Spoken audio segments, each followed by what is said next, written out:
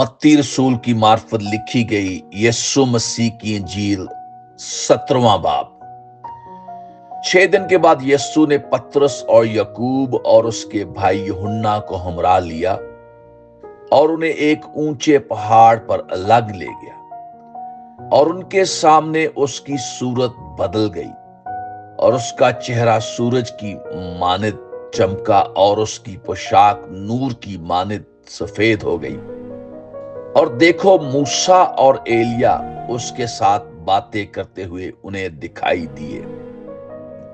पतरस ने यीशु से कहा, ऐ खुदावंद, हमारा यहां रहना अच्छा है।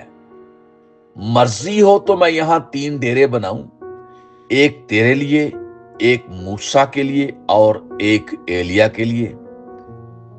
वो ये कह ही रहा था कि देखो, एक नूरानी बादल ने उन पर साया कर लिया और उस बादल में से आवाज आई कि ये मेरा प्यारा बेटा है जिससे मैं खुश हूं, इसकी सुनो। शागिर्द ये सुनकर मुंह के बल गिरे और बहुत डर गए। यीशु ने पास आकर उन्हें छुआ और कहा, उठो, डरो मत। जब उन्होंने अपनी आंखें उठाई तो यीशु के सिवा और किसी को ना देखा। जब वो पहाड़ से उतर रहे थे तो यीशु ने उन्हें यह हुक्म दिया कि जब तक इब्ने आदम मुर्दों में से ना जी उठे, जो कुछ तुमने देखा है किसी से उसका जिक्र ना करना। शागिर्दों ने उससे पूछा कि फिर फकीह क्यों कहते हैं कि एलिया का पहले आना जरूर है? उसने जवाब में कहा, एलिया अलबत्ता आएगा और सब कुछ बहाल करेगा, लेकिन मैं तुमसे कहता हूं कि एलिया तो आ चुका और उन्होंने उसे नहीं पहचाना, बल्कि जो चाहा उसके साथ किया, इसी तरह इब्ने आदम भी उनके हाथ से दुख उठाएगा। तब शागिर्द समझ गए कि उसने उनसे यूहन्ना बपतिस्मा देने वाले की बाबत कहा है।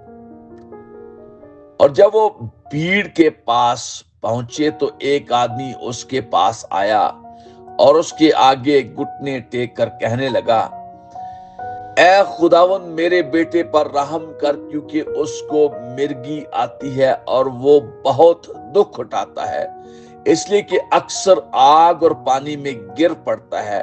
और मैं उसको तेरे शागिर्दों के पास लाया था, मगर वो उसे अच्छा ना कर सके। यीशु ने जवाब में कहा, ऐ बेअतकाद और कजरो नस्ल, मैं कब तक तुम्हारे साथ रहूंगा? कब तक तुम्हारी बर्दाश्त करूंगा? उसे यहां मेरे पास लाओ। यीशु ने उसे झिड़का और बदबू उससे निकल गई और वो लड़का उसी घड़ी अच्छा हो गया। तब शागिर्दों ने यीशु के पास आकर खलवत में कहा, हम इसको क्यों ना निकाल सके?